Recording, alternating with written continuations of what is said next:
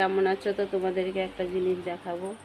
তো চলো, তোমাদের দাদা ভাই দেখো কি বানাচ্ছে সেটা। তোমার বেল, এটা এখানে চিনি, নুন আর লঙ্কা নিয়েছি পরিমাণ মতো, আর এর সাথে অ্যাড করব এখানে সরিষার তেল দেবে, একটু অ্যাড করবে। আর হলো যদি বাড়িতে লেবুর পাতা থাকে তাহলে দেবে, খুব সুন্দর হবে। আমার বাড়িতে লেবুর পাতা নেই, তার জন্য আমি দিতে পারিনি।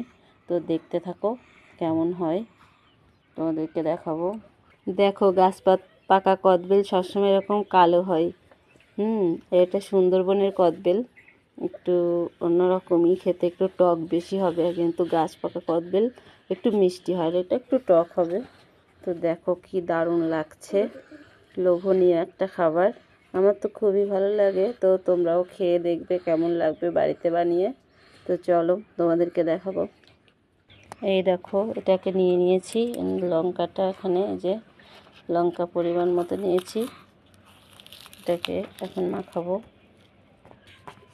এই দেখো মাখানো হয়ে গেছে, দেখো কি দারুণ কদবেল মাখা, কত সুন্দর লাগছে, তোমরাই বলো।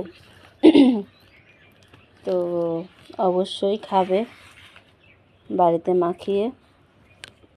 এই দেখো বন্ধুরা, কদবেল মাখা কি দারুণ লাগছে, তোমরাই দেখো।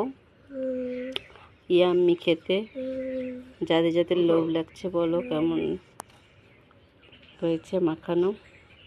আর খেতে হলে অবশ্যই চলে এসো আমাদের বাড়িতে। কি বল, নিয়ে যাচ্ছে মাছ মারতে, বসে নিয়ে কদবেল মাখাও নিয়ে যাচ্ছে। আমরা মাছ ধরছি আর কদবেল মাখা খাচ্ছি।